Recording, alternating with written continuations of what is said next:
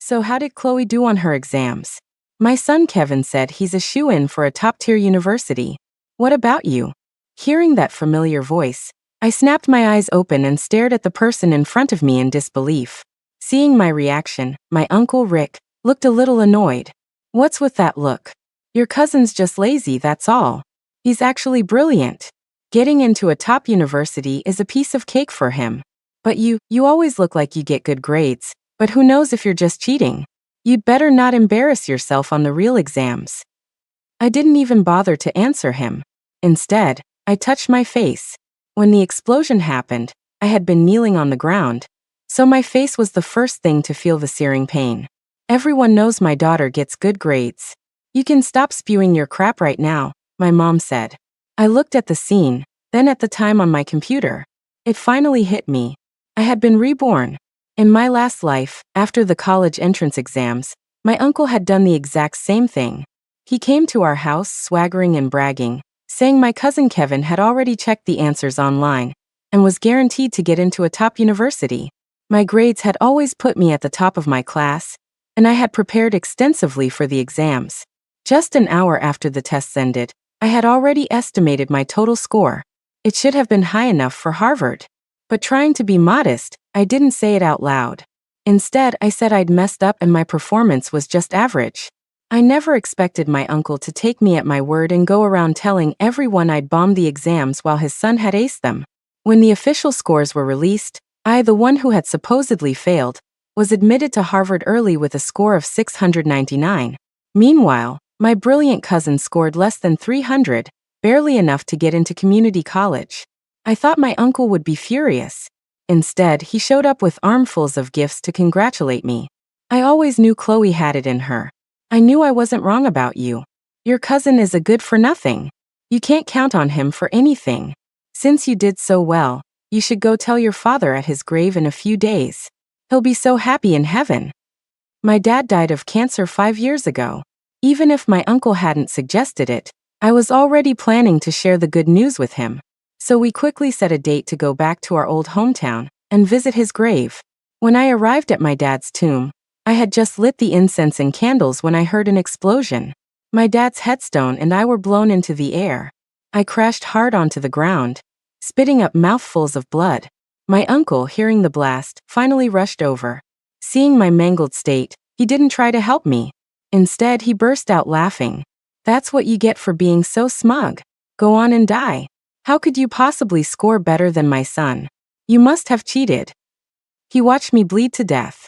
When my mom heard the news, having already lost her husband, the loss of her daughter made her lose the will to live. She killed herself. The scholarship money that should have been mine was taken by my uncle's family. He even used my money to send Kevin to study abroad. Thinking about all this, I wanted to rip the disgusting, fake mask off Rick's face.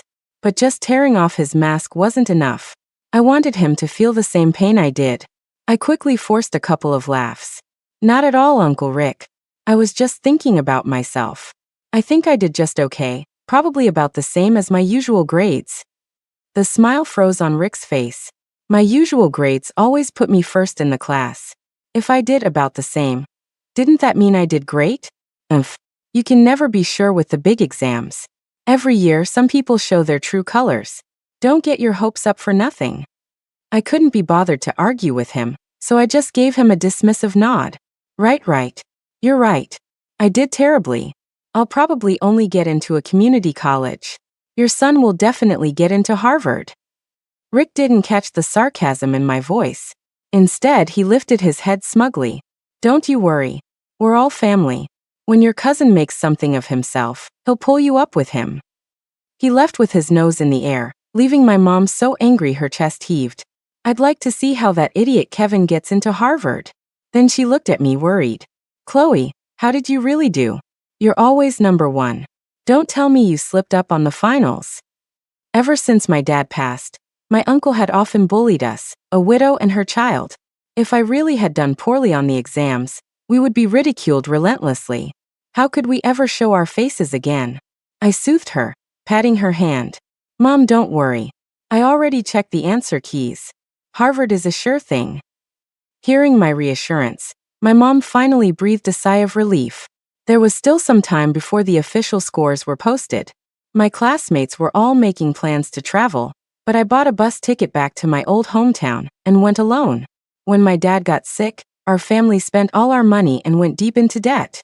In the end, we couldn't even afford a cemetery plot, so we had to bring his ashes back to our hometown and bury them near the family plot. Carrying a hoe, I took a small path up the mountain, avoiding everyone. Under the cover of darkness, I dug up my father's grave. I knew my dad's spirit in heaven wouldn't blame me. This time, I was going to make sure Rick's family got what they deserved. When I returned to the city, I found a part-time job at a boba shop to start earning money. Although I would get a scholarship from Harvard once I was accepted, I planned to save that money for emergencies. I wanted to earn my own tuition and living expenses during the summer break. I specifically chose a boba shop far from home to avoid being recognized by anyone I knew. But somehow, Rick and his family still found out. The day the scores were to be released finally arrived. I asked my manager for the day off and went home early to check my results. But as soon as I got home, I found Rick and Kevin sitting on our sofa. "What are you doing here?" I asked, my expression flat and unwelcoming. "My uncle and my mom's weasel of a cousin came over. Your cousin is about to go to college. I hear all college students need a laptop. As his older cousin, shouldn't you chip in? Since you've been working lately, how about you give him your wages to buy one?" I rolled my eyes, amazed at the sheer thickness of their skin. When my dad was sick, Rick had lent us a few $1,000s. Ever since, he'd used that small favor as an excuse to find fault with everything. Even though my mom and I had already paid him back, he still showed up from time to demand our gratitude. "Uncle Rick, are you confused? I'm Kevin's cousin, not his mother. Why would I be the one buying him a laptop? Is he like me? Did his father die too?" My words made Rick choke. He frowned at me. "What kind of way is that to talk? You're not getting into a good university anyway. Kevin is going to a top-tier school. He needs a computer more than you do. When he's successful, you'll benefit too." "I don't need it. And we'll see who's benefiting from whom.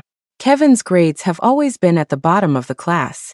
What gives you the confidence to think he'll get into a top university? I really don't get your family. You have more nerve than anyone I've ever met. How can you stand there and bully a widow and her daughter? You'd better watch out, or my dad might send a lightning bolt from heaven to strike you down." A long day at work had already put me on edge, and since I already knew both our scores, I didn't hold back at all. Kevin was young, and my words made his face flush beet red. He shot up from the sofa and pointed a finger in my face. "Chloe, what are you so arrogant about? The scores aren't even out yet. Stop being so cocky. So what if you get good grades in school? Who knows how you got them? The real test is the final exam." He's right. I get bad grades because I'm being low-key. I don't want to show my true strength. I almost laughed out loud. But it was almost time to check the scores. He'd be eating his words soon enough. "That's enough, son. Let's not waste our breath on her. When you get into a top university, let's see how arrogant she is then." As he said this, he turned to leave. I quickly stepped forward and stopped him. "Don't go. The scores are about to be released. I'm waiting for you to put me in my place." My uncle turned back, shot me a fierce glare, and then exchanged a look with Kevin. They were both fuming from my insults, and were itching to sit down and see me proven wrong. I sat on the sofa, playing on my phone. When the time came, I could just enter my exam ID and check. Since I already knew my score, I wasn't nervous at all. Kevin, on the other hand, was distracted. He couldn't even focus on his phone, and kept looking up at the clock. "It's time. You can check now. Hurry up and log in." As soon as the clock struck the hour, my mom nervously urged me to exit my game and start checking. "The network is a little slow. It's been loading forever." "Damn it, what's wrong with this stupid network? Why can't I get in?" "Chloe, just smash your useless router already. We can't even check our scores." On the other side of the room, Kevin was furiously tapping his screen, cursing under his breath. "Oh, what's going on? It's not coming up. Maybe you should try a different way." My mom had no time for him. Her eyes were glued to my screen. "It's up. It's up." The next second, my score popped up. My mom stared at my phone, her voice rising in an excited shout. Just like last time, it was 699. Harvard was in the bag. Honey, you're amazing. Mom is so proud of you. My mom hugged me tightly, tears streaming down her face. What's all the noise? What score did you get that's worth all this fuss? Now my mom could finally stand tall. Chloe got a 699. Kevin, what did you get? Don't tell me you couldn't even beat our Chloe. Uncle Rick and Kevin were frozen in place, the smiles wiped from their faces. 699? Are you kidding me? You. I put my phone right in front of them so they could see it clearly. So what? Is a 600 something that hard to get? So what did you get? Let me see this amazing score of yours. As soon as I finished speaking, Kevin's score popped up. I timed it perfectly and snatched his phone. Wow, Kevin, you did great. You got almost a third of my score. Impossible. You're lying. How could I have only scored in the 200s? Kevin roared, refusing to believe it. I handed his phone back. See for yourself. That's your score, isn't it? It's not mine. He snatched the phone back, his eyes looking like they were about to pop out of their sockets as he stared at the screen. Impossible. How could I only get a 200 something? This isn't my score. No, son, they must have made a mistake. It must be someone with the same name. This can't be your score. I let out a sneer and pointed to the exam ID at the bottom of the screen. You can have the same name, but you can't have the same exam ID. Kevin checked the ID against his own several times.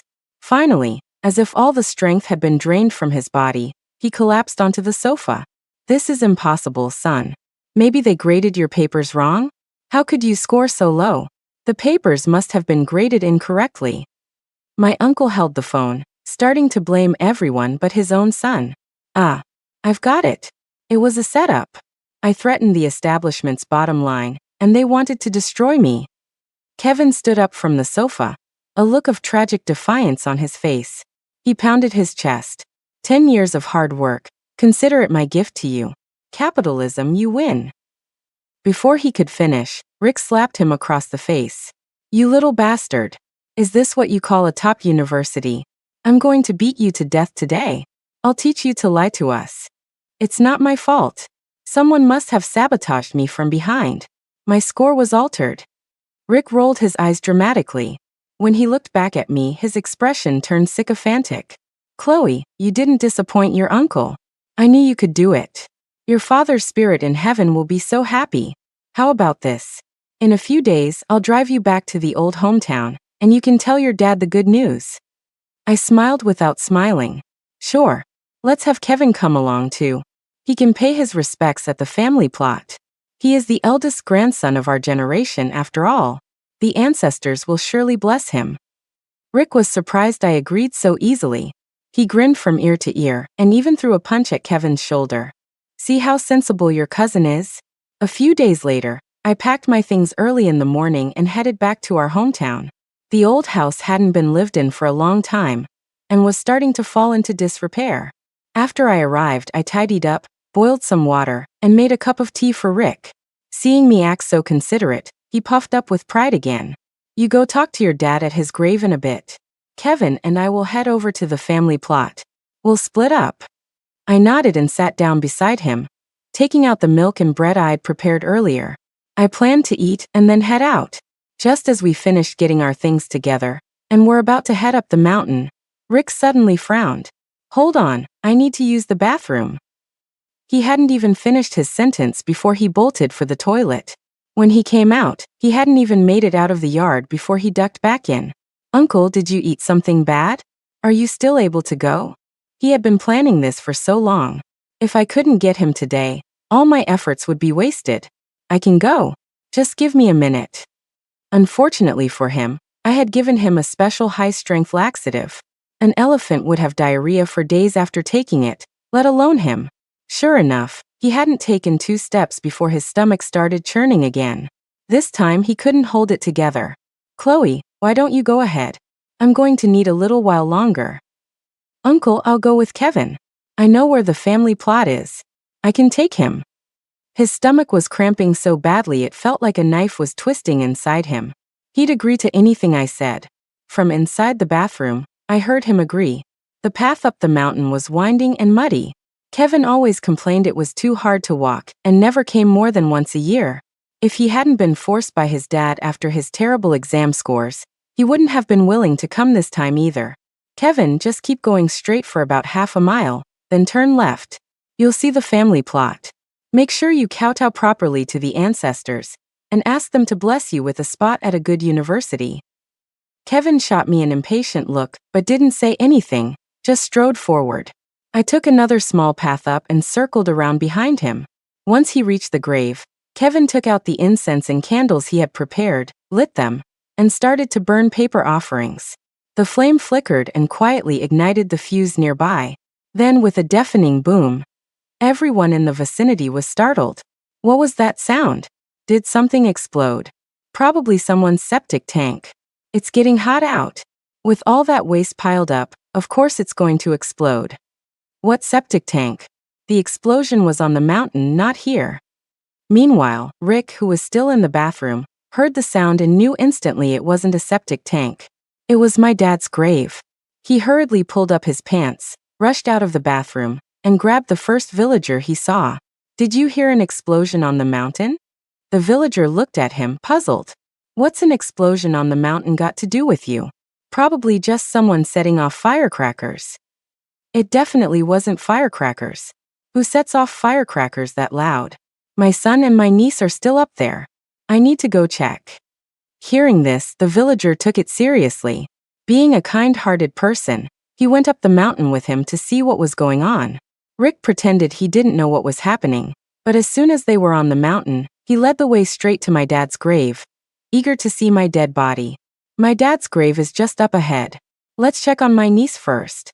She got a score in the 600s on her exams and is about to go to Harvard.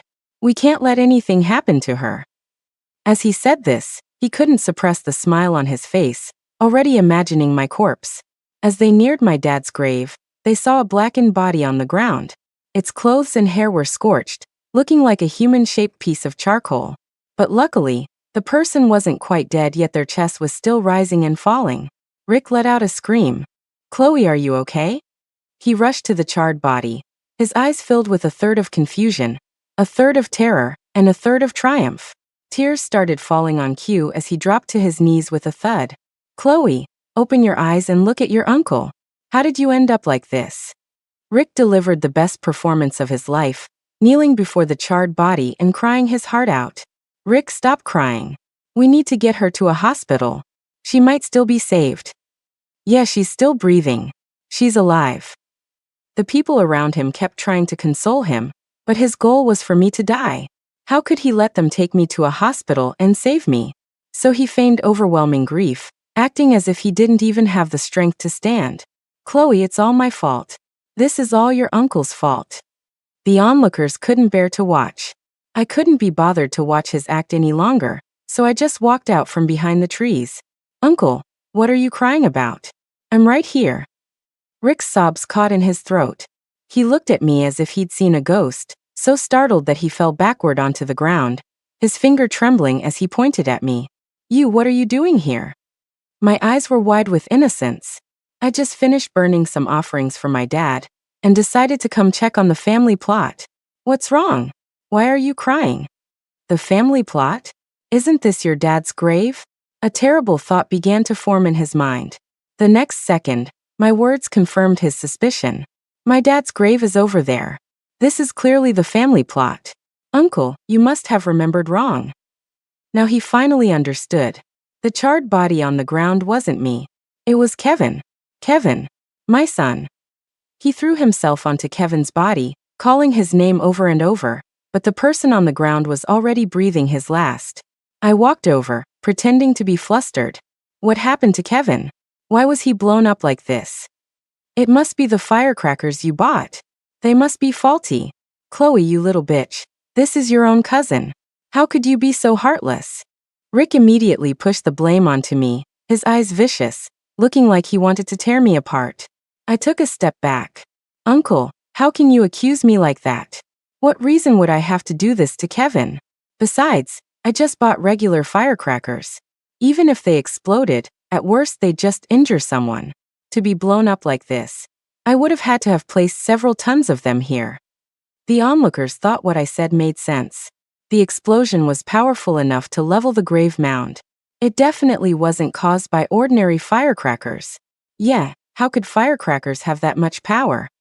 It must have been something else. This is terrifying. Could it be a bomb? We should call the police and have them investigate. I nodded. Uncle Kevin's injury is a great injustice. We must have the police find the person responsible. I want to see just who is so vicious they would dare to bomb someone's family grave. With that, I immediately dialed 911. Rick couldn't stop me even if he tried. Uncle, we need to get Kevin to the hospital. He might still be alive. My reminder finally made him remember his son was dying. He was about to pick him up, but as he touched him, pieces of charred skin started flaking off. The intense pain woke Kevin up. A weak voice escaped his throat. Dad, save me, it hurt so much. This time, Rick's tears were real. Son, Dad's taking you to the hospital right now. You're going to be okay. But just as he stood up to head down the mountain, the laxative kicked in again. His stomach clenched, and he instantly lost control. A thick, foul stench filled the mountain air. Everyone instinctively looked at Rick. Rick, you're a grown man. How did you soil your pants? It stinks so bad. Smells like something died. Rick's face turned beet red with shame, but he couldn't care about that now. The most important thing was to get Kevin to the hospital. With every step he took, the pain in his stomach worsened. Before he even made it to the foot of the mountain, he finally collapsed from exhaustion and passed out. I called an ambulance and had them both taken away. Hearing that the family grave had been blown up, my mom rushed over. My aunt Rick's wife came with her. When she saw Kevin burn to a crisp and her husband having soiled himself, she nearly fainted.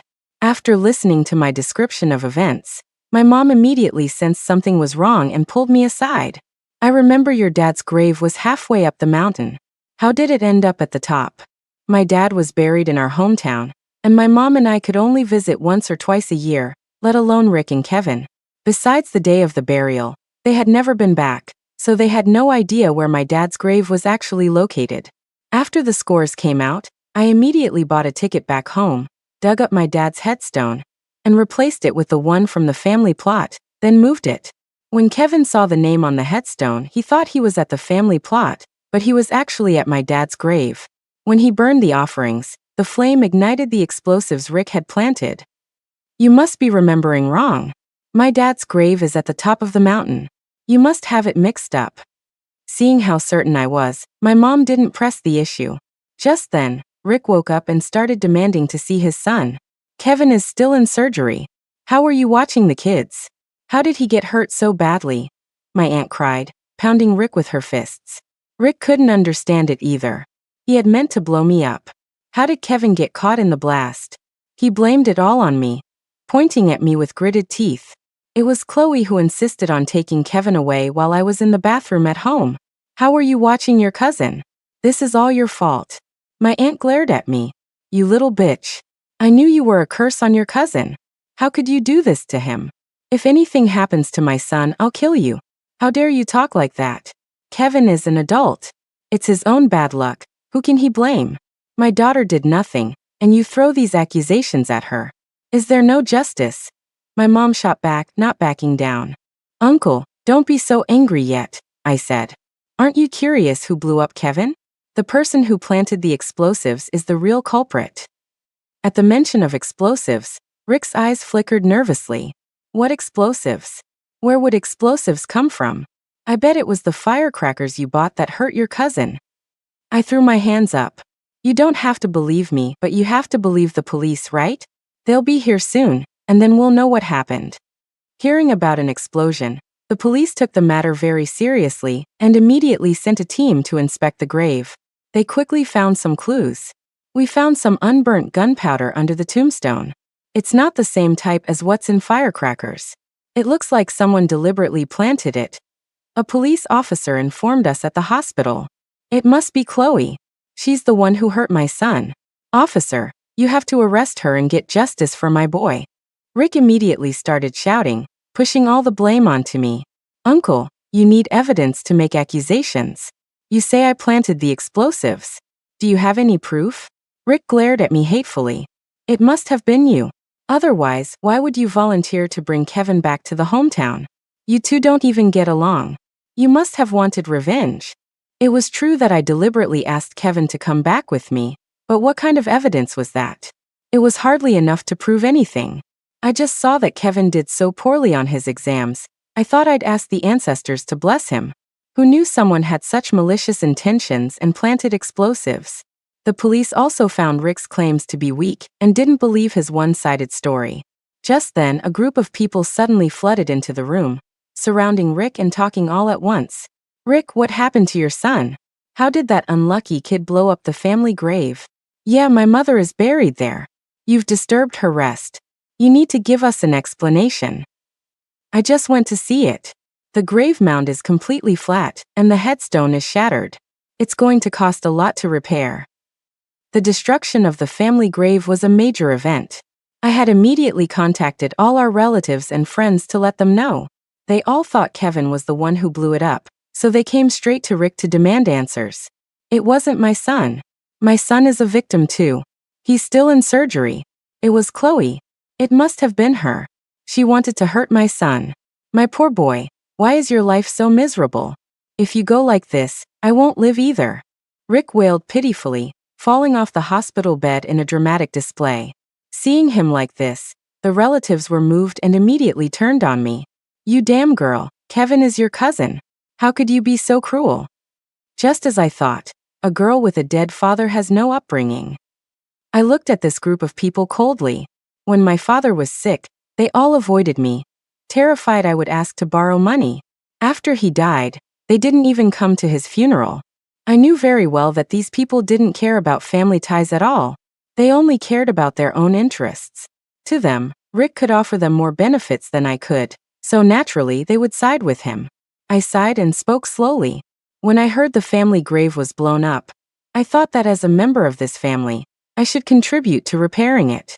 But since you all have this attitude, I think I'll just save the money to buy a nice plot for my dad and move his grave back to the city. Hearing this, the people in the room froze. Repairing the grave would cost a lot of money, and they had come here to get that money. Now an opportunity was right in front of them, and they had just let it slip away. Don't listen to her. She's just a girl. Where would she get the money? Her dad died and left her with a mountain of debt, Rick yelled. My exam scores are out. The school gave me a scholarship. In a little while, when the acceptance letter from Harvard arrives, I'll get even more scholarship money. Where do you think I get my money? Only now did these relatives learn about my exam results. They had children of their own and knew exactly what a university like Harvard meant. The way they looked at me instantly changed. Who is Kevin's family? A nurse called out as she entered the room. Rick immediately rushed forward. I'm his father. Is my son okay? His condition is critical. You need to sign these forms immediately. We will do our best. The nurse held a critical condition notice. Rick held the pen but didn't dare to sign. I'm not signing. You have to save my son. My son is about to go to college. He'll be fine. He threw a tantrum on the floor, insisting the doctors save Kevin, but the doctors could only do their best. They couldn't bring back the dead. The nurse kept trying to persuade him to sign quickly and not waste time, but he wouldn't listen. At that moment, another nurse came out, her expression regretful. The patient could not be revived. He has passed away. Hearing this, a guttural, animal-like howl erupted from Rick's throat. So, my son. He jerked his head up, suddenly lunged at me, and wrapped his hands around my neck. You little bitch. It was you. You killed my son. I'll kill you. I was being strangled, my vision blurring. Luckily, the police were right there and pulled him off me in time. Otherwise, I suspect he really would have killed me. I'm going to kill you. Give me back my son. Looking at his furious, desperate face, it was as if I really had done it all. Uncle, you can lie to everyone else, but don't lie to yourself. You know better than I do where the explosives in that grave came from, don't you? Some sense returned to Rick, but he remained stubborn. How would I know? You must have planted them. In that case, I took out my phone, pulled up a video, and played it for all of them to see. I forgot to tell you, Uncle. I was worried something might happen to the family grave, so I installed a camera nearby. I didn't expect to get such an interesting surprise. Rick froze, and it took him a moment to process what was happening. You installed a camera at the cemetery? Well, I was worried about grave robbers, you know? Everyone knew there was something suspicious about me installing a camera, but they couldn't say anything. The police wouldn't care, and the courts wouldn't touch it. I could install cameras wherever I wanted. The video showed Rick, in the dead of night, carrying a bag to the grave. He dug away the top layer of soil, and then laid out the explosives. He had spent a lot of time collecting them to get such a large bag. You wanted to blow me up, but you ended up blowing up your own son. Look at this mess. I guess it's my turn to gloat. With this conclusive evidence, the police could finally take Rick away. Also, he almost strangled me to death today. I want my injuries documented. He has to be held responsible. I pointed to the red marks on my neck and told the police. Even as he was being led away, Rick was still trying to argue. It wasn't me. The video is fake. It's fake. Whether it's fake or not, the police will determine that. He will face the full consequences of the law. You damn girl. How dare you frame your uncle? Have you no conscience? Go tell the police it was all a misunderstanding. My aunt pleaded, grabbing my arm, her tone far from a request. You know perfectly well whether it was a misunderstanding or not. Uncle Rick blew up the family plot. You'd better take responsibility for repairing it. I then took my mom and left the hospital. I used my scholarship money to buy a cemetery plot for my dad in the city and moved his ashes there. Under police interrogation, Rick finally confessed everything. He had intended to kill me, but to this day he couldn't understand why Kevin was the one who got blown up. Because he had killed his own son, he was sentenced to life in prison, destined to die behind bars. My aunt held a funeral for Kevin, but by then, everyone knew what had happened. No one was willing to attend. After the funeral, she paid for the repairs to the family plot, and then left the city. No one knew where she went. One day, the police contacted me, saying Rick wanted to see me. Taking the opportunity, I went to the prison with my acceptance letter. You swapped the two graves, didn't you? That's why Kevin was killed, and you were fine. I was surprised he had figured it out. But the place was covered in cameras. I couldn't admit it. What are you talking about, Uncle? I don't understand. But let me tell you some happy news. See this? It's my acceptance letter to Harvard. I'll be starting college soon.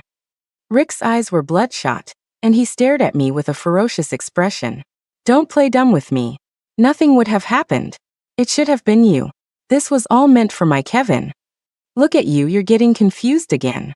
Kevin only scored in the 200s on his exams. He couldn't have gotten into Harvard.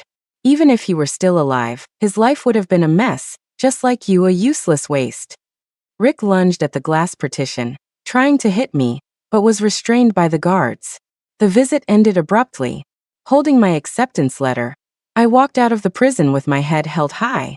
From now on, only a bright future lay ahead of me. Let's collect our thoughts and move on to the next story. Amidst the noise, I slowly opened my eyes, realizing the sounds were coming from outside my door. I struggled to my feet, walked to the entrance, and saw that my neighbor's door was wide open.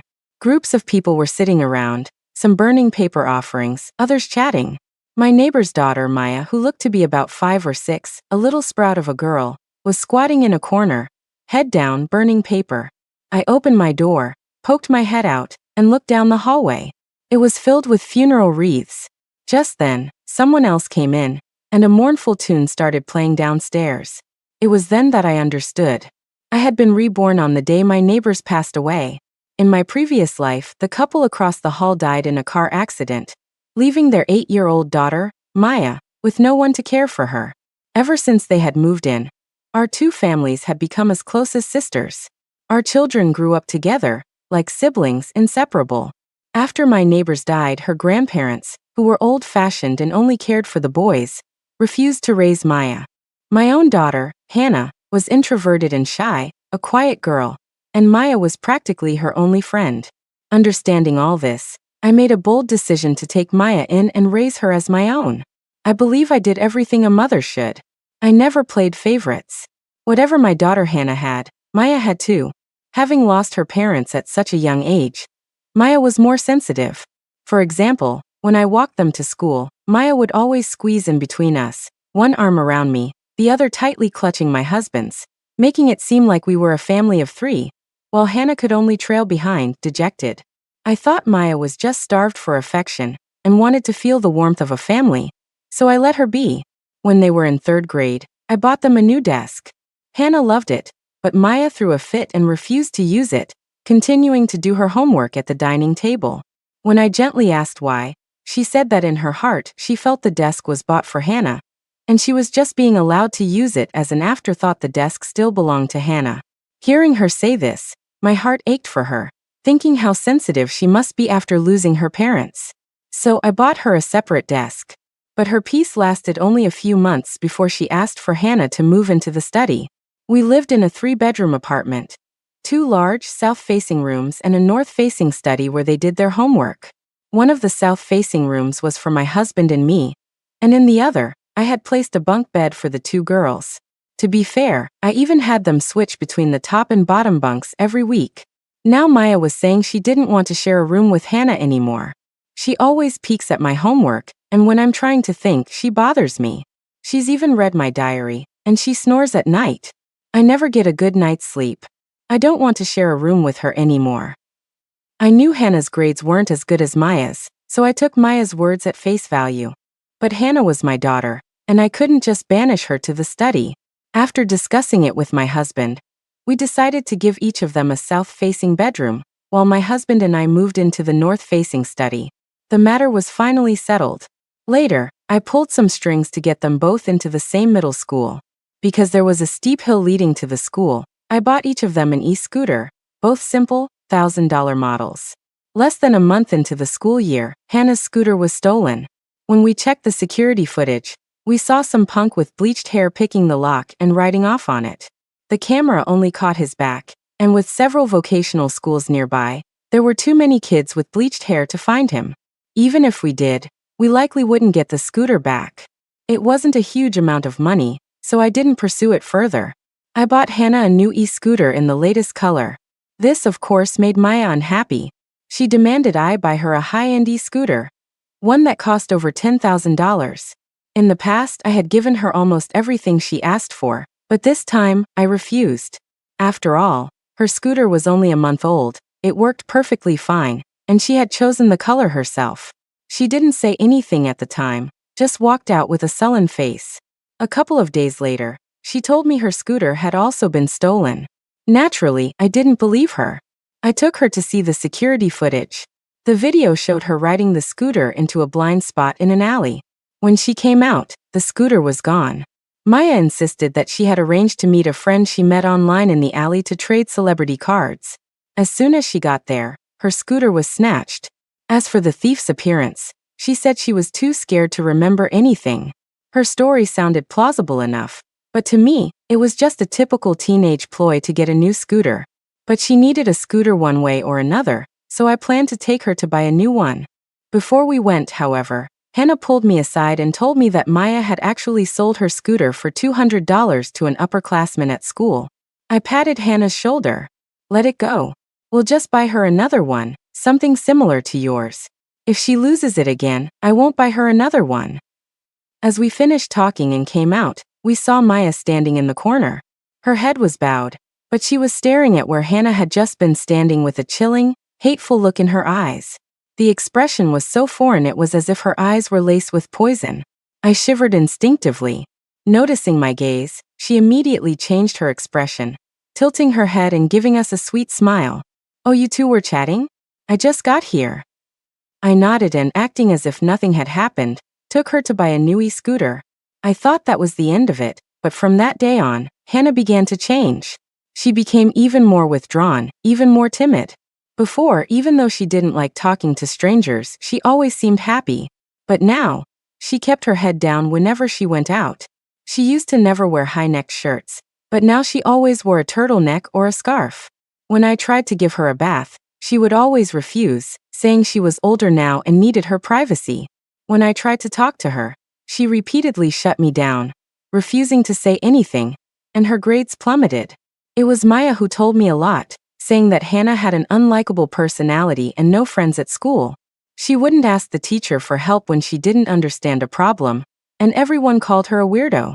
Maya claimed that if it weren't for her protecting Hannah, She would have been beaten up by punks from outside the school. Then I accidentally found a record of Hannah seeing a therapist. I was frantic. Thinking back on all her strange behavior, I was almost certain something had happened to her. I didn't want to alarm her, so I planned to subtly ask her teacher about it after school. But the teacher called me first, asking me to come to the school. When I arrived, she handed me a diary. It was Hannah's. Word by word, she had written about her sorrow and pain. As I read it, my anger surged. In the diary, Maya had spread a lie. She had told everyone that she was my husband's biological daughter, and that I had killed her mother before marrying him and bringing Hannah into the family. She had spun this tragic drama, making it sound so vivid and believable that, terrifyingly, Hannah had believed it. She was young and timid, too scared to tell me anything. And when she thought about all the times Maya acted cute, and I gave her everything she wanted, she became even more convinced of Maya's story. Her grades dropped, and she poured her most tangled feelings into that diary every day. When Maya found the diary, she took it to school and read it aloud to the other students. At that impressionable age, everyone believed it. They laughed at her, calling her an illegitimate child, the daughter of a homewrecker. Maya used this opportunity to have everyone isolate her, getting the school bullies to torment and bully her. The diary incident blew up and was finally discovered by a teacher, who confiscated it and called me. I was furious. I rushed home, a fire of rage burning inside me, but the house was empty. I immediately turned back, searching the route between the school and our home.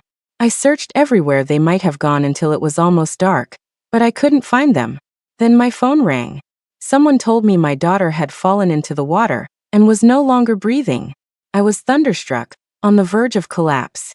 By the time I reached the hospital, Hannah was already covered with a white sheet. Beside her, Maya was crying, trembling, her heart seemingly broken. I don't know why she suddenly jumped into the river. She was already in a bad mood, and she asked me to go for a walk with her today. Why would she suddenly do something so rash? Mom, please don't blame Hannah. Maybe death is a kind of release for her. But Mom, don't be too sad. You still have me. I'll be your daughter for the rest of your life. The fire in my heart finally erupted. I slammed the diary into her face. Seeing the diary, she dropped the act. She stood there, biting her finger with an innocent look. I don't know. She fell in by herself. Maybe she couldn't take it anymore. I saw she'd been seeing a therapist lately. Is there something wrong with her? If so, it's normal for her to do something like this, right? I was enraged. I grabbed her by the neck and demanded, "Did you spread those rumors? Did you take her diary and show it to the other students?" She blinked her big, innocent eyes. She brought it to school herself. She wasn't paying attention and dropped it. I just helped her pick it up. The other students saw it and read it out loud. What does that have to do with me? I stopped listening to her excuses and called the police. But the spot where Hannah had fallen into the water had no security cameras and no witnesses. Losing a child in middle age, I was heartbroken. I quit my job and spent every day at the cemetery with my daughter. In a daze, I passed away just a few years later. But heaven had mercy on me. I was reborn, back when my daughter was still alive. This time, I would make that ungrateful wolf pay the price she deserved. The mournful sounds continued outside. I found them grating and shut the door. The next second, there was a knock. I looked through the peephole. It was Maya. I opened the door. At this point, Maya was just an 8-year-old child, her features still soft with youth. But unlike my memories of the last life, her expression was flat, almost devoid of sadness. When I opened the door, she walked right in and asked, "Auntie, can you adopt me?" I froze. Seeing me silent, she continued, "My parents died in a car accident. From what I understand, I'll be getting a large settlement. If you're willing to adopt me, the money is yours." I was stunned, my mind flashing back to my previous life. In that life, after her parents died, she dropped out of school and was sent by her grandparents to their rural hometown.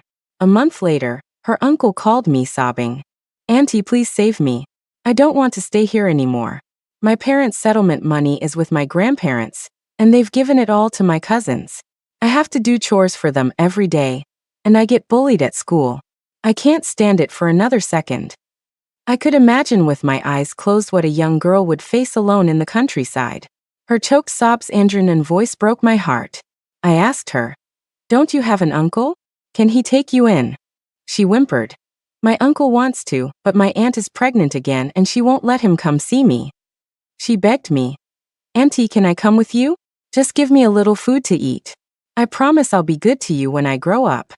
In my last life, I had rushed to Maya's hometown, expecting a struggle to get her. After all, a girl in the countryside could be traded for a hefty bride price. But to my surprise, I took her away without any trouble. Her grandparents' only condition was that the settlement money had to stay with them, as a sort of redemption fee for Maya. And in my last life, I had agreed without a second thought. I looked at Maya now. Her face was etched with impatience. Seeing my gaze, she quickly composed herself and pleaded again. "Auntie, my parents' settlement is in the 6 figures. If you're willing to raise me, I'll bring the money with me. Besides, Hannah and I are good friends. If you take me in, it'll be like getting a companion for her, right?" Remembering her grandparents' unreasonable behavior in my last life, I casually asked, "Will your grandparents agree to give me the settlement money?" Her face darkened, and she bit her lip fiercely. I'd burned that money before I let them get a single cent. I was struck by how different she was from her past self. She pleaded again, "Please, Auntie, just give me a little food, and you can have the money. I'll never ask for it back." Never ask for it back? Thinking of her viciousness in the last life, I shuddered and then firmly refused. "I'm afraid that's not possible. You have so many relatives, your grandparents are still around. Legally, I can't adopt you." She started to cry, her sobs racking her small body. "My mom said they're all bad people, that they're only after my money and will hurt me. But you're different. You and my mom were so close. She told me to come to you if I ever needed help." I thought for a moment, then said with some difficulty, "Auntie's house only has 2 bedrooms. The other room is a study, and your uncle often needs to work in there. I'm afraid we just don't have space for you." "Then you could buy a bunk bed," she said eagerly, then quickly added, "I mean, I can share a room with Hannah. We can get a bunk bed. I can pay for it." She clasped her hands together, begging desperately, "Please, please, just let me stay for now." I thought for a moment, then opened the door. "All right, come in for now. But let's be clear, we only have the north-facing study available. If you're willing, you can stay in there for now." She said anxiously, "Can I stay with Hannah?" I shook my head. She likes to have her own space in her room, to do her own things. She doesn't like to be disturbed. Her eyes dimmed for a moment, but then she nodded. "Okay." She turned to go home and pack her things. I stopped her. "My company just had pay cuts, and your uncle might be facing layoffs. We really don't have the extra money to support you." She gave me a strangely unfamiliar look, then said, "Don't worry. I'll bring the settlement money over." The commotion of her moving attracted her grandparents, who immediately surrounded her, trying to stop her.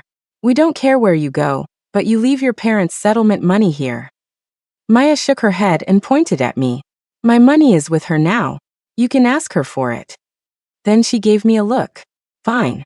She quickly denied it to the crowd. "She didn't give me any money. Her parents are gone and her family's house is rented. She just came to me to ask if she could move in with us." "Impossible."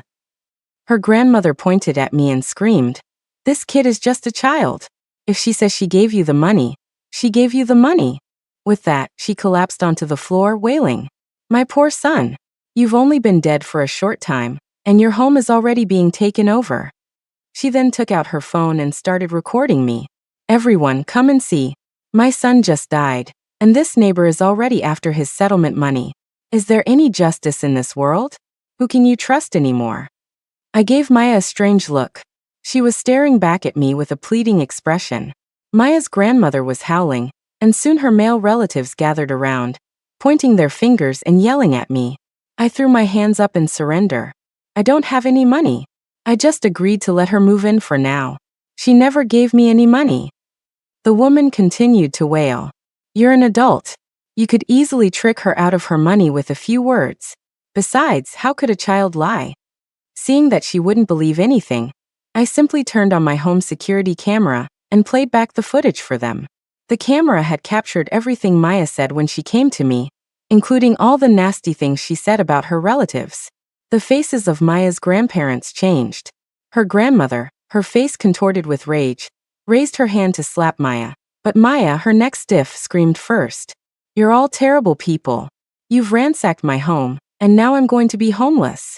What's wrong with me trying to find a new home? And this is my parents' settlement money, for my education and living expenses. What right do you have to take it?" Her grandmother grew even angrier and slapped her hard across the face, screaming at her to shut up. Maya, having been hit, didn't back down. She sat on the floor and started crying and screaming. The hallway instantly descended into chaos. In the end, Maya was dragged back by her family, her hair pulled tight. But her outburst had been witnessed by an upstairs neighbor, who recorded the whole thing. Within a day, almost everyone in our community knew about their family drama. Under the fire of online criticism, her uncles, no matter how much they coveted the settlement money, didn't dare to make a move openly. Under the supervision of a community worker, the family promised not to touch Maya's support fund. Her grandparents handed over the bank card, and after arranging the funeral for Maya's parents, they all went back to the countryside. Before leaving, her uncles pulled her aside and took turns trying to persuade her. "That neighbor of yours is an outsider after all. You'd be better off leaving your money with us than with her. We're family, bonded by blood. If you leave it with us, I'll only use a little for your cousins. How much could that be? The rest will still be yours. Besides, if we raise you well, it'll make us look good, right? How could we possibly mistreat you?" Finally, her eldest uncle patted her on the shoulder. "We're not going to force you now. Go back and think it over. Who's really your family? In a while, when you've calmed down, your uncle will come find you and take you out for a nice meal." Maya just kicked at a stone board, as if she hadn't heard a word. Seeing that she was immune to their persuasion, they could only glare at her before leaving. Once the crowd at the door dispersed, she started banging on my door again. She knocked until it was nearly dark, and then I finally opened it. Her face was full of anxiety. Before she could speak, I cut her off. "Why did you lie that day and tell everyone the money was with me? You know what those people are like. If I didn't have security cameras, wouldn't I have been beaten to death by your family by now?"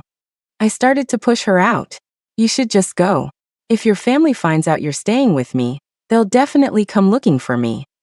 Her eyes instantly turned red, and she burst into tears. "Auntie, I had no choice that day. I didn't mean to hurt you. I just want to live with you." I still refused. "I have a daughter of my own. I don't want to get involved in your family's mess. Since you have money, you can take care of yourself, or find some other kind aunt or uncle to adopt you." I tried to shut the door, but she desperately pushed against it, preventing me from closing it.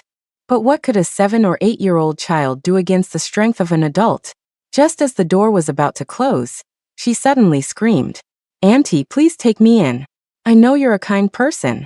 Can you really bear to see me, an orphan, living all alone? Besides, I know things about the future. If you're willing to raise me, I can help you make a lot of money." I was stunned for a moment, and then it hit me. She had been reborn too. Yes, compared to the timid girl who first came to my house in the last life, it was no wonder this version of her was clinging to me like a leech. I finally understood where her maturity and calmness came from. Seeing that I had stopped trying to close the door, she squeezed inside and pressed a bank card into my hand. The community worker helped me get a new card. She split my parents' settlement into 6 different cards. "This is one of them. It's more than enough for you to raise me." She pleaded loudly. "Auntie, I told the community worker you were willing to raise me, and that's why she gave me this card. I'm begging you, please raise me." Her shouting at my door was attracting attention. I paused for a moment, then took her to check the balance on the card. It was a 5-figure sum, certainly enough to support her for a long time. As she requested, I used her card to pay her school fees. And just like when she first came to my house in the last life, she obediently moved into the north-facing study. During this time, she was well behaved. Under my watch, she and Hannah went everywhere together. After a month, she came to me. "Auntie, I don't want to stay in the study anymore. It's damp and cold. My mom said girls shouldn't live in north-facing rooms. And I asked Hannah if she's willing to share a room with me." She shook my arm, cooing, "Auntie, please let me share a room with Hannah. We can get a bigger bed. I can pay for it." I thought for a moment. All right, let me tidy things up. I'll let you know. She nodded vigorously, her eyes shining with excitement. Thank you, Auntie. A week later, I told her the room was ready. Her eyes lit up. She packed her things at lightning speed and headed straight for Hannah's room with her suitcase. I stepped in front of her, blocking her way. Auntie might not have been clear. You're not moving into Hannah's room. Hannah likes her privacy, and I don't want to disturb her. I've thought about it seriously these past few days. After all, you're not my daughter, and it's not right for us to always live together like this. I can't legally adopt you either. So, I've decided to rent the apartment downstairs for you. It's a one-bedroom with a small yard and it's close. I can check on you, and it'll be easy for Hannah to come visit. What? She was dumbfounded. Auntie, you weren't like this before. I remember you let me live with Hannah once. Have you forgotten? She stared at me intently, as if searching my face for a clue. I pretended to think for a moment, then looked at her blankly. Are you talking about when you were 3? Your parents were still around then. You'd come over for a night, and of course Hannah was happy. But sleeping in the same room every day wouldn't be very convenient. I knelt down and spoke patiently. Maya, I wanted to adopt you, but I've asked a lot of friends. And since you have family, no one advises me to. So it's better if we live separately. But don't worry, I patted her shoulder. I can visit you anytime. I specifically rented a place with a yard for you. If you get bored, Hannah can come down and play with you. No, I don't want to, she cried, throwing a tantrum on the floor. I want to be with Hannah. I'm only 8 years old. How can I live by myself? She looked up at me with teary eyes. I told everyone online that I'd be living with you.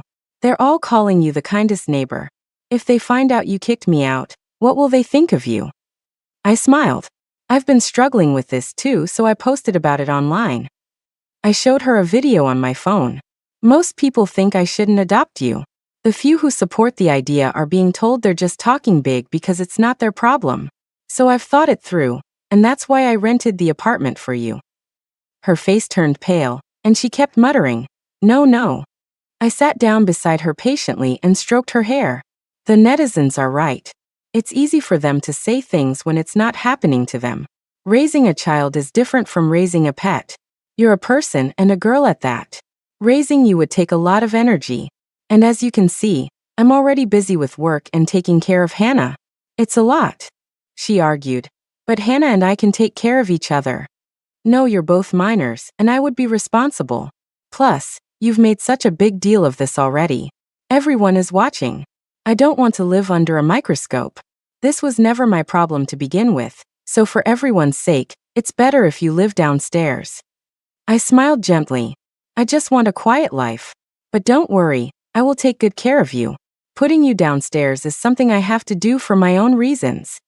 She forced a smile that was uglier than a cry. Could you just tell everyone we're living separately, but secretly let me stay with Hannah? No. I shook my head. The apartment was rented with your card.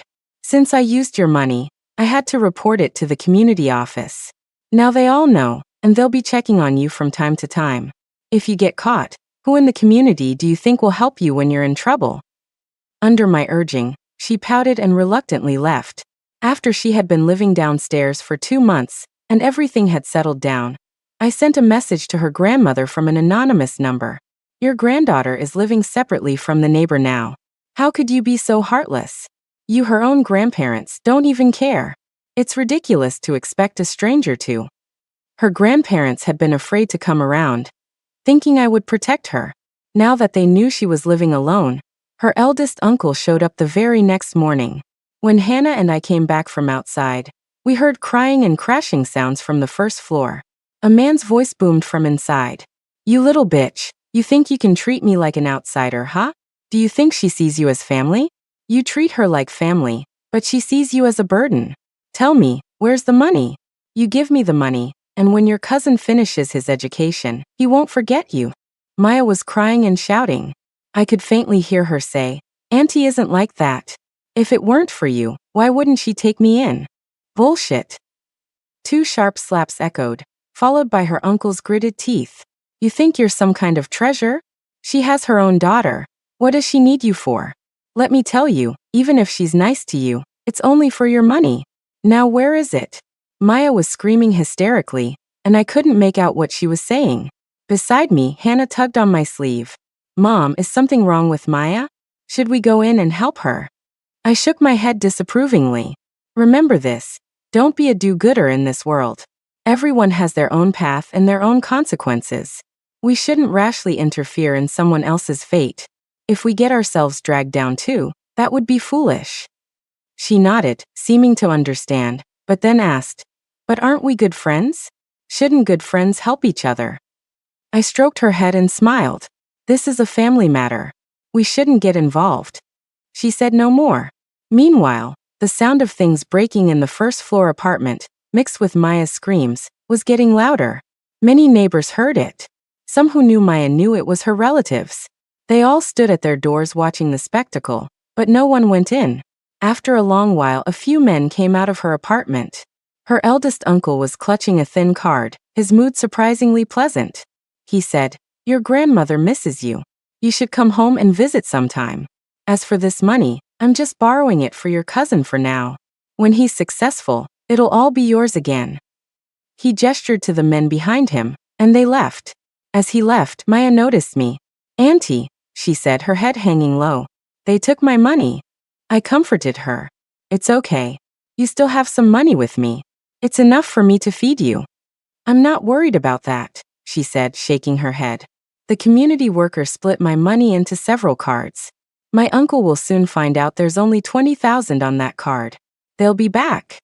I quickly asked her, "Have you thought about where to put the rest of the money?" She nodded. "I took out some cash and hid it under the bed. They probably won't find it. I'm just afraid they'll come back. I'm just a girl. If they hit me, I won't be able to fight back." She looked up at me. "Auntie, can I move in with you?" I instinctively pulled Hannah closer and forced a smile. "Your family is too aggressive. I'm scared too. I hope you can understand." She nodded, a thoughtful expression crossing her face. Money is the root of all evil. It's not about fearing the thief, but fearing that they're always thinking about it. I need to figure out what to do with this money. Not long after, her uncle did indeed come back. But Maya had anticipated this.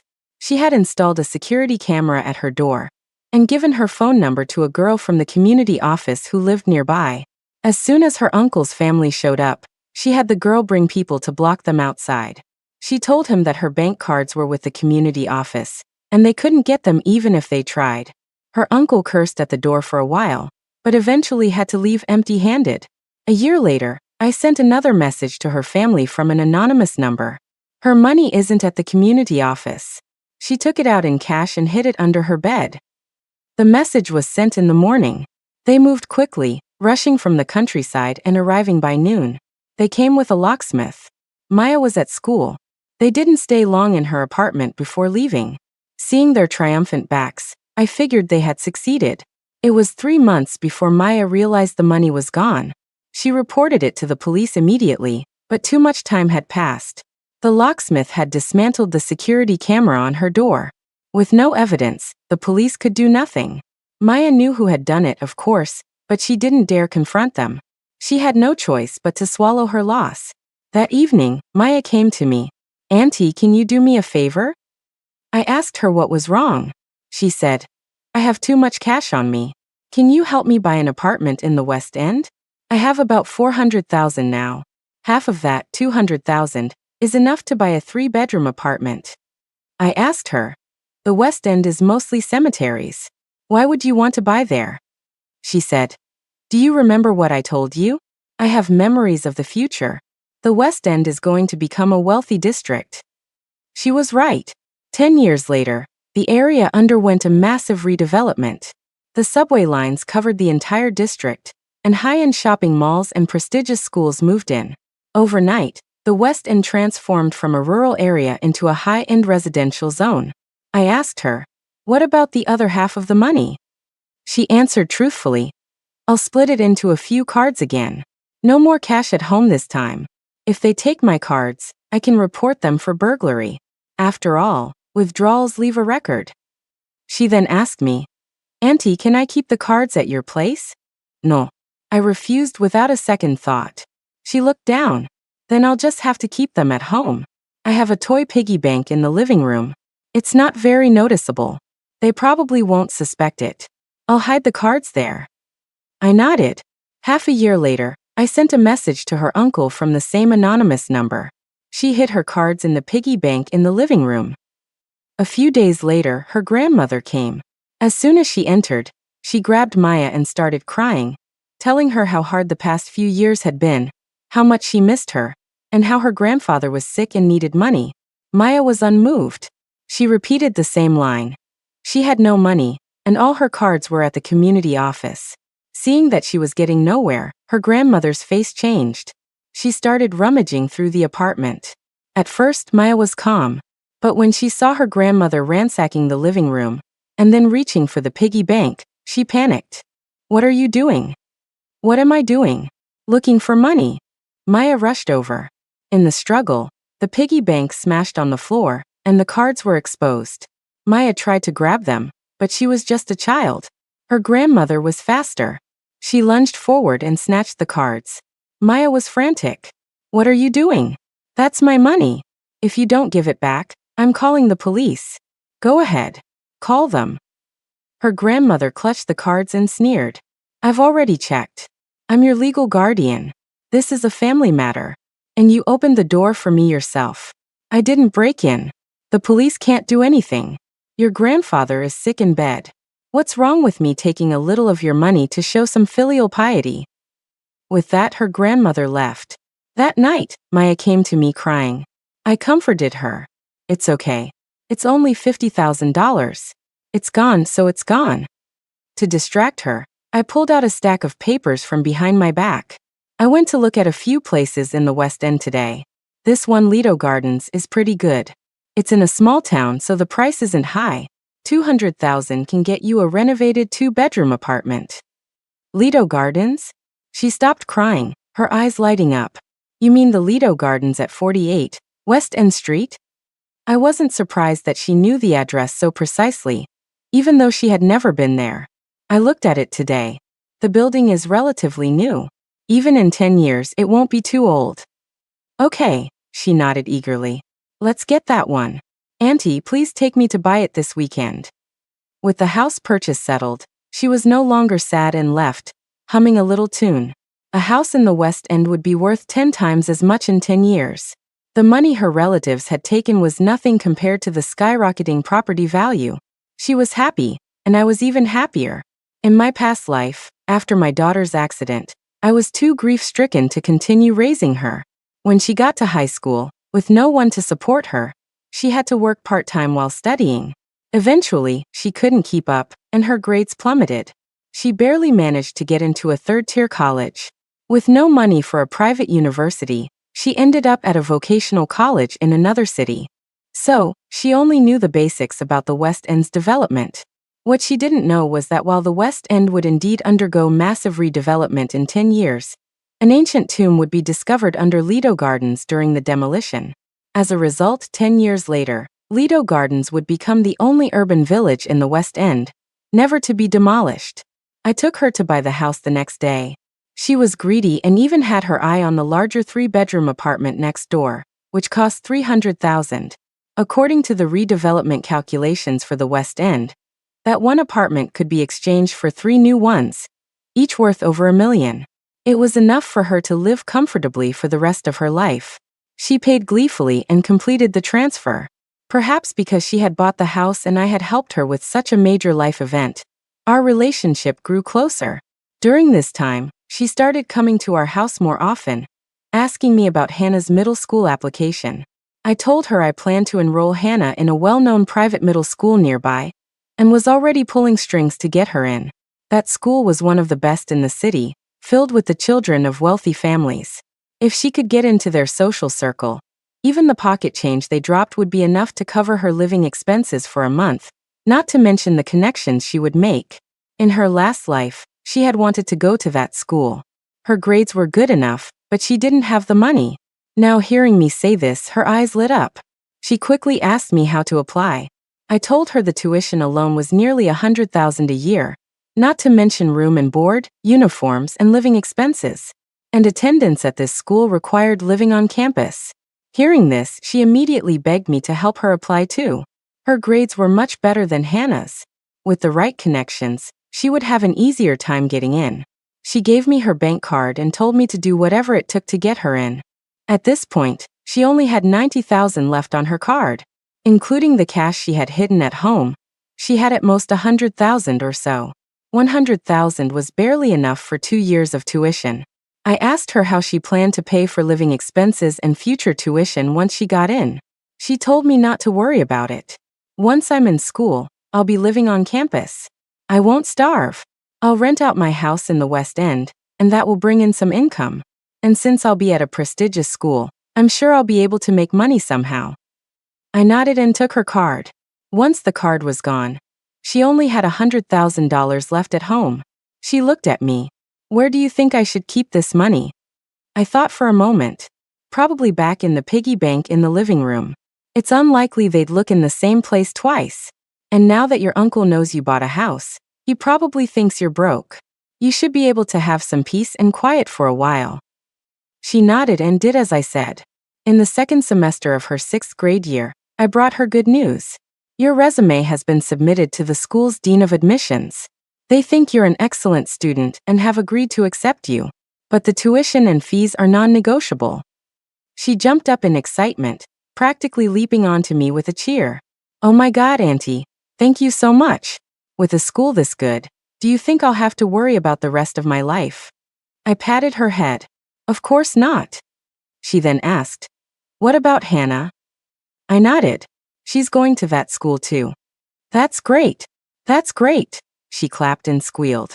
A few months later, after the middle school entrance exams, the acceptance letter from the private school arrived. It was finally a done deal. Maya was overjoyed, as if she could see her bright future unfolding before her. But she was celebrating too soon. I didn't know any dean of admissions, nor did I have any connections. I had simply given Maya's resume to an agency that specialized in school admissions. The agency charged a $90,000 fee, and the receipts were all legitimate. No matter how Maya investigated in the future, she would never be able to trace it back to me. Besides that, she should have had over $100,000 left. These past few years had been too comfortable for Maya. With the acceptance letter in hand and the house bought, it never occurred to her that her grandmother was still after her money. So when the security camera on her front door broke, she didn't bother to fix it. When her grandmother started banging on the door in the middle of the night, I heard a scream, followed by Maya's panicked shouts. What are you doing here? Why are you back again? I told you, I have no money. Through the floor, I couldn't hear what her grandmother was saying. Hannah had also woken up. She craned her neck, wanting to look outside, but I pulled her back and shut the door. I told her, from now on you and Maya are no longer friends. If you see her, stay as far away as you can. Everything I'm doing now is to help you. She still wanted to go out, so I locked the door and closed the windows, completely shutting out the noise from outside. In the morning, Maya knocked on our door. Through the peephole, I could see a cut on her lip, a large bruise on her face, and her eyes swollen from crying. She knocked relentlessly until I had my husband take Hannah to her room, and then I opened the door. I was still thinking of how to comfort her when, the next second, she stared straight at me, her eyes icy and unnerving. She stared until I asked her what was wrong, and then she finally managed a grim smile. Auntie, why do you think my grandma knew to grab the piggy bank in the living room as soon as she came in today? Do you think someone told her where I kept my cards? My heart skipped a beat, but I feigned confusion. Maybe she just thought you'd put them there again. She laughed, a chilling sound. Auntie, I've suspected something for a while now. Every time I tell you where I've put my money, my uncle manages to find it without fail. I haven't told anyone but you. So, did you tell them? Seeing I was about to speak, she smiled again and cut me off. You're going to say it's all a coincidence, right? But you didn't know, did you? My grandma is old and doesn't have the habit of deleting text messages. When she came to see me today, I secretly took her phone and checked her messages. There were a few from an unknown number, all from the same source. I looked up the number. It was activated at a mobile store right near our home.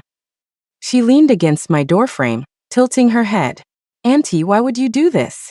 If I'm not mistaken, you've been reborn too, haven't you? She put a finger to her lips in a shush gesture. I know you must be cursing me, calling me an ungrateful wolf, but I'm not convinced. In my last life, I tried so hard to be your daughter, but you always put Hannah first. Why should I always be second to her? I'm prettier, I'm smarter, just because I don't have a mother?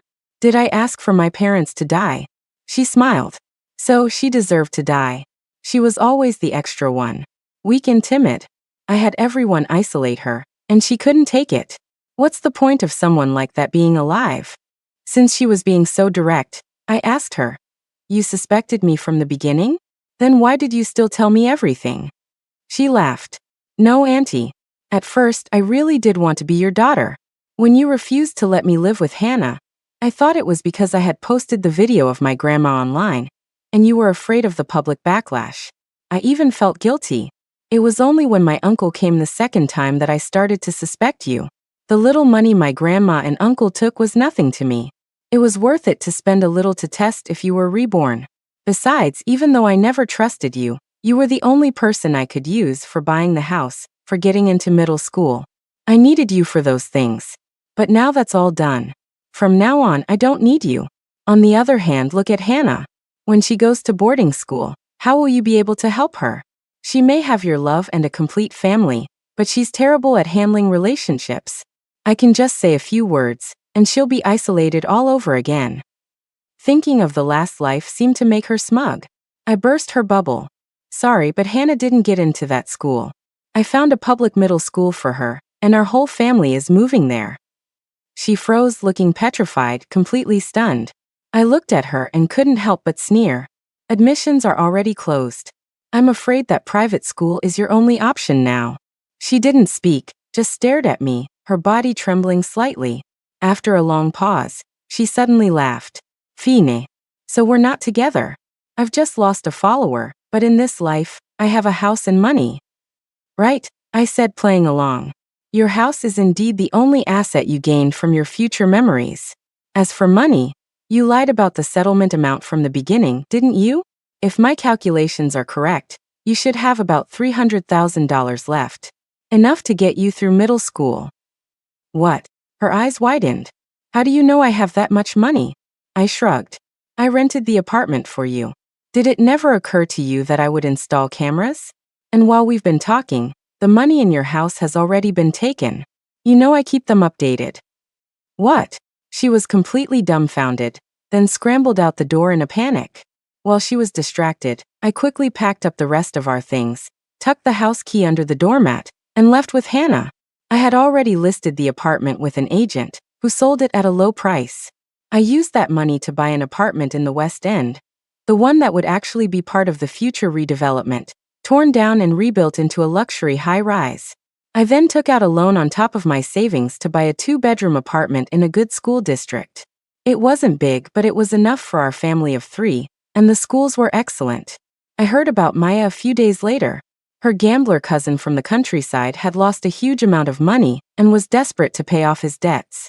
When I told them that Maya had lied about the settlement amount and still had over $300,000, they came immediately.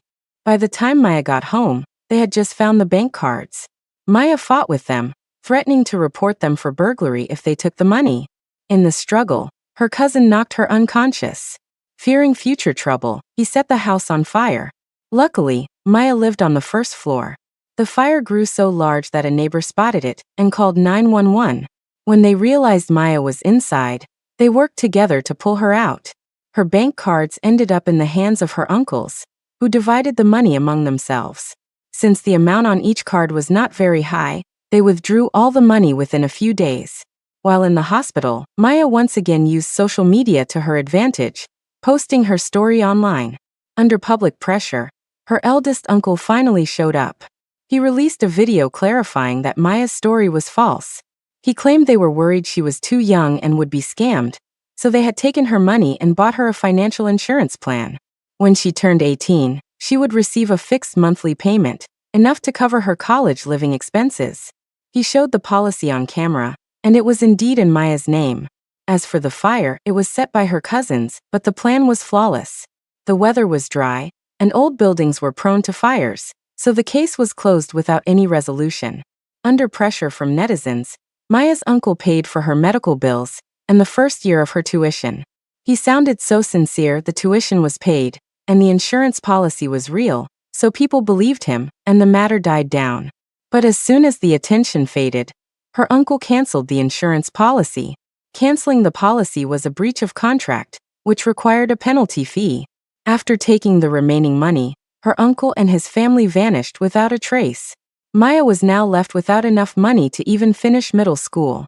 She borrowed from every platform she could find and cried on the internet for help. With the help of netizens, she managed to scrape together enough tuition to finish her second year of middle school. After entering school, she initially tried to pretend she was a rich girl to get into the popular crowd, but she was quickly exposed. The other students would hold up videos of her crying and begging for money online, and mock her every day. Not willing to give up, she started hanging out with older students, bullying younger girls, but they were just using her as a pawn. When trouble arose, they all pushed her to the front. Before the first semester was even over, she had a disciplinary mark on her record. From then on, she was completely ostracized by all her classmates. She rented out her house in the West End. The rent for 3 years was just enough to cover her third year of tuition, but her living expenses were still unaccounted for. At her most desperate moment, a boy from outside the school approached her. He offered to be her boyfriend and said he would cover her living expenses for the rest of middle school and all 3 years of high school. After some hesitation, Maya agreed. In her second year of middle school, they rented an apartment near the school and lived together. The boy, true to his promise, gave her money every month. She finally managed to graduate from middle school. When high school started, the boy went to an international program and dumped her. She didn't know that this boy was someone I had hired. He was one of her classmates who I was paying to support her.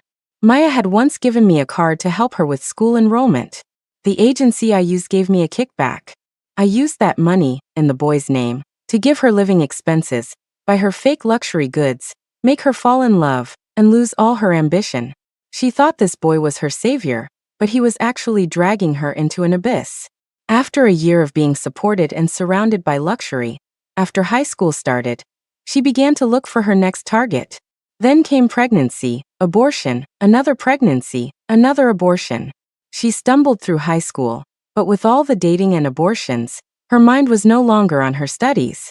Her grades plummeted, and she couldn't even get into a public vocational college. Considering the tuition for a private one, she thought about selling her house. But the area was originally rural and surrounded by cemeteries, so no one wanted to buy it. She had no choice but to start looking for another target.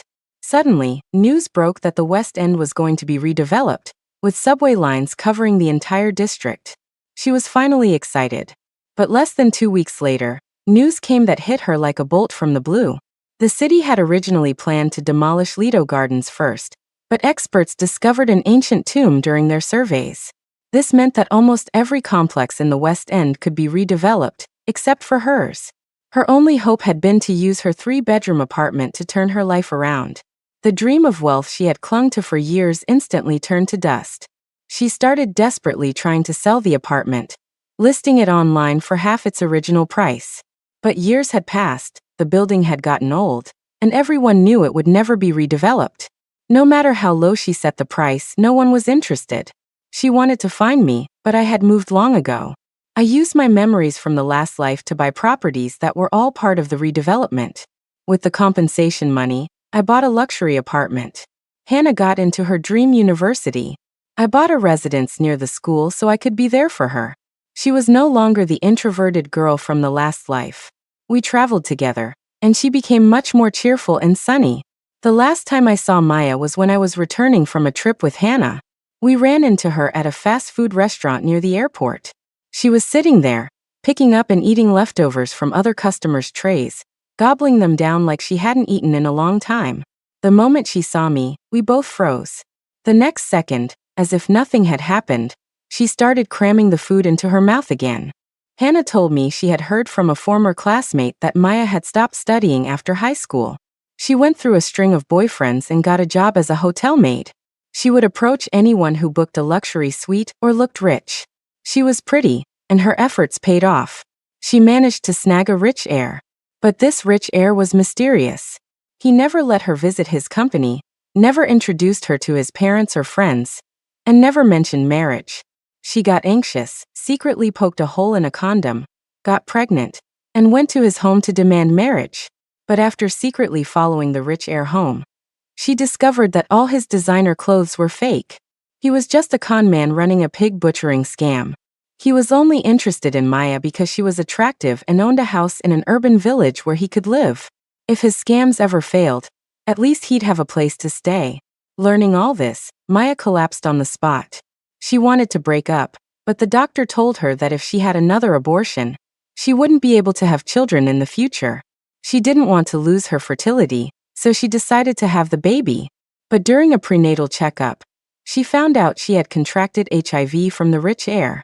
After being exposed, the fake rich heir stopped caring about her altogether, and even cut off her living expenses.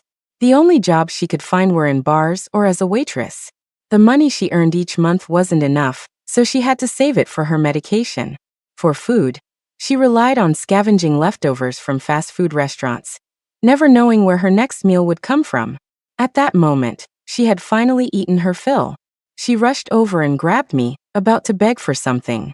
A quick-acting employee rushed over and shooed her away like a beggar. She was restrained, struggling wildly as she was dragged out of the restaurant, muttering something under her breath. Her pleas turned to curses, her face twisted and dark. I took Hannah's hand and walked out the other door of the restaurant. The sound of her curses vanished the moment the door closed behind me. And with that, the last of my burdens from my previous life was finally gone.